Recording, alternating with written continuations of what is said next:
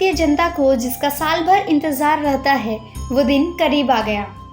भारत स्वतंत्रता की 75वीं सालगिरह का जश्न मनाएगा। इस जश्न की सालगिरह को अमृत महोत्सव का नाम दिया गया है। इस साल कुछ नया और यादगार आज़ादी मनाने का सोच भारत सरकार ने किया है। स्वतंत्रता दिवस के मौके पर भारत सरकार ने हर घर तिरंगा अभियान की शुरुआत का ऐलान किया है।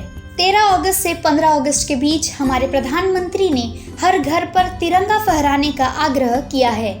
लेकिन इस अभियान की वजह से कुछ विवाद भी शुरू हुए हैं।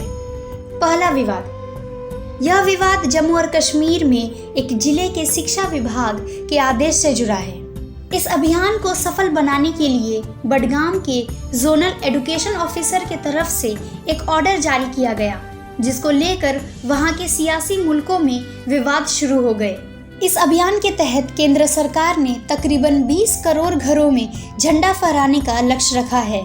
Confederation of all India trust (CAIT) के मुताबिक भारत में फिलहाल 4 करोड़ झंडे ही उपलब्ध है, यानी बाकी के झंडों का ऑर्डर राज्य या केंद्र सरकार को अपने स्तर पर बनवाकर बिक्री करने की जगह पहुंचाना होगा। केंद्र सरकार के मुताबिक झंडे 3 साइज में मिलेंगे और तीनों की कीमत भी अलग अलग होगी। 9 रुपए, 18 रुपए, 25 रुपए के झंडे। झंडा बनाने वाली कंपनियां अपनी केंद्र और राज्य सरकार को उधार पर ये झंडे उपलब्ध कराएगी, तो वहीं नागरिकों को अपने खुद के पैसे से झंडा खरीदना होगा। केंद्र सरकार का लक्ष्य लगभग 20 करोड़ घरों पर झंडा फहराने का है। अगर झंडे की न्यूनतम की कीमत 10 रुपए की भी हो तो इस अभियान में कुल 200 करोड़ रुपए खर्च होंगे। जाहिर है इतने बड़े पैमाने पर भारत में झंडा एक बिजनेस हाउस ही बना रहा होगा। इसके लिए कई स्कूल, स्वयं सहायता समूह, छोटे और मध्यम उद्योग से जुड़े व्यापारी और बिजनेस हाउस को टेंडर दिया गया है, ताकि ज़्यादा से ज़्यादा मात्रा में ये लोगों के लिए उपलब्ध हो सके। राजस्थान के उदाहरण से इस पूरे अभियान को समझने की कोशिश करें तो राजस्थान सरकार ने 1 करोड़ घरों में झंडा लगाने का लक्ष्य रखा है। राजस्थान सरकार ने केंद्र सरकार से कहा है कि वो 70 लाख झंडों की उपलब्धि करवाए और 30 लाख का इंतजाम राज्य सरकार खुद करेगी। राजस्थान ने केंद्र से 70 लाख झंडे राज्य के 7 डिवीजन में मांगे हैं, लेकिन लोकप्रिया में केंद्र और राज्य सरकार के बीच कुछ समस्याएं सामने आ रही है। समस्या ये है कि 10 रुपए में झंडा, डंडा और लाने ले जाने का खर्च सब जुड़ा है। ये पैसा कुछ कंपनियों के लिए बहुत कम है।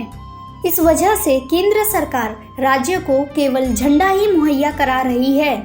दूसरी समस्या पेमेंट की है।